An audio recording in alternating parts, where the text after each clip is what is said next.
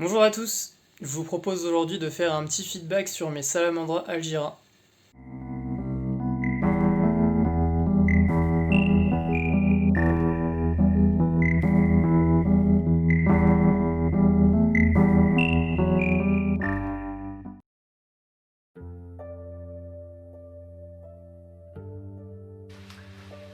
Dans la précédente vidéo, je vous avais présenté les salamandras Algira assez rapidement. Aujourd'hui, je vais m'y attarder un petit peu plus. On va surtout parler taxonomie. Donc dans un premier temps, il faut savoir que le genre salamandra, il est représenté principalement par des espèces européennes.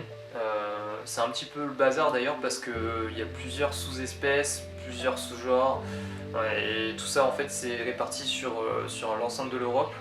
Et on a on a des populations qui se retrouvent aussi au nord de l'Afrique. Et moi je vais m'attarder sur celle-ci tout simplement parce que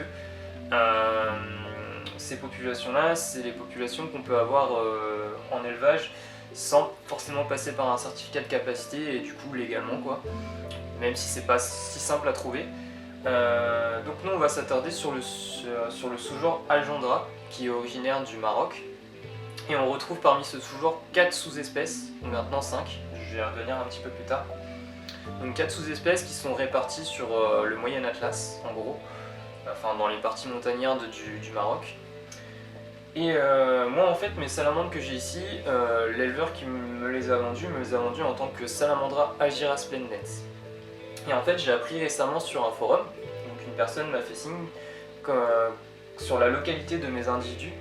Et en fait, cette localité serait sur une espèce qui a été décrite très récemment, donc en 2019. Je vais vous mettre des photos des localités, etc. et des différents individus. Donc je disais oui, c'est une espèce qui a été décrite en 2019, donc Salamandra Algira atlantica. Donc possiblement mes individus seraient de cette espèce-ci. Alors en termes de maintien, pour moi ça va pas changer grand chose, parce que du coup c'est à peu près similaire. Il y a peut-être des différences morphologiques qui changent, mais je suis même pas sûr et je serais même pas capable de vous le dire. En tout cas, ça change rien. Le seul truc qui va changer peut-être, c'est que sur les Atlantica, on va retrouver peut-être des populations qui peuvent être beaucoup plus colorées, donc avec beaucoup de pigmentation rouge. Et en plus, c'est pas héréditaire, donc ça veut dire que sur certains individus, si je fais de la repro, je peux retrouver ces individus qui sont très très rouges. Donc ça on verra ça plus tard, c'est pas forcément très intéressant pour le moment. Voilà. Ensuite, pourquoi je vais parler des salamandras aussi, c'est que du coup je les ai passées dans un terrarium. Dans la dernière vidéo elles étaient en bac plastique, je les ai tout simplement passées en terrarium parce que elles commençaient à être à l'étroit, elles ont bien grandi depuis. Le substrat commençait à être souillé et au bout d'un moment il faut forcément le changer.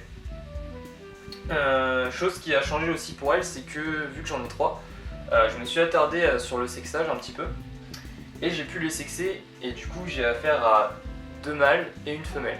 Donc ça c'est cool parce que j'ai un couple et je vais pouvoir tenter une repro donc, quand elles seront matures d'ici peut-être 1 ou 2 ans, je pense plus pour les 2 ans. Voilà.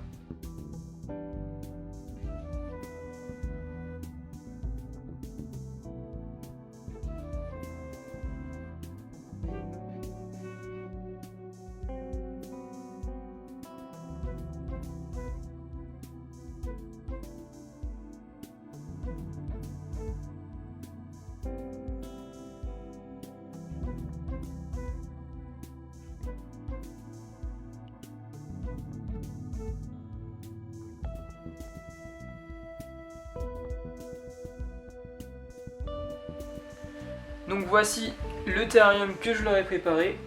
Donc un terrarium de 80 cm de longueur. C'est pas forcément le terrarium définitif. Normalement elles devraient grandir un petit peu plus. Là elles font 15 cm. Normalement elles vont atteindre une taille de 20 cm à peu près à taille adulte. Donc il est possible que je les passe dans plus grand à ce moment-là, surtout pour recréer un terrarium qui serait apte à la reproduction. Ça on verra ça plus tard. Là ce que j'ai fait c'est que j'ai refait un petit peu un biotope de forêt type tempéré, donc ce qu'on a ici à peu près. C'est pas forcément leur biotope d'origine, mais ça se rapproche un peu. Je vous mettrai une photo d'ailleurs de leur biotope d'origine si ça vous intéresse. Donc là je suis parti sur une base de substrat, un mélange de tourbe, de terre de forêt, de sable, tout ça, j'y ai ajouté des cloportes, des colamboles évidemment. Ensuite, je suis venu rajouter par-dessus des écorces donc, qui servent de planque, de la mousse, des feuilles mortes. J'ai disposé quelques plantes par-ci par-là, donc vous pouvez voir une branche de lierre, après c'est des plantes adventices le reste. Et sur la gauche ici, je suis venu ajouter justement un empilement de pierre pour se rapprocher des conditions qu'elles ont dans la nature. D'autant plus que c'est une partie qu'elles apprécient assez bien. En journée, elles sont souvent planquées dans cette partie-là. Et dernièrement, en fait, au milieu, je suis venu placer une gamelle d'eau. Ça, c'est une partie aussi qu'elles apprécient en soirée. En général, elles viennent se baigner dans cette partie-là. Donc voilà. Il n'y a pas grand-chose à dire de plus, si ce n'est que c'est une espèce qui est assez timide. Je les vois pas souvent en fait. La plupart du temps, si je les vois le soir si j'allume la lumière, mais en général elles vont se planquer aussitôt. J'ai quand même réussi à faire quelques plans de nourrissage et ça va être la dernière partie de cette vidéo. Donc j'espère que ça vous plaira. N'hésitez pas si vous avez des questions à me les faire part dans les commentaires. Et moi je vais vous dire à très bientôt. Salut à tous!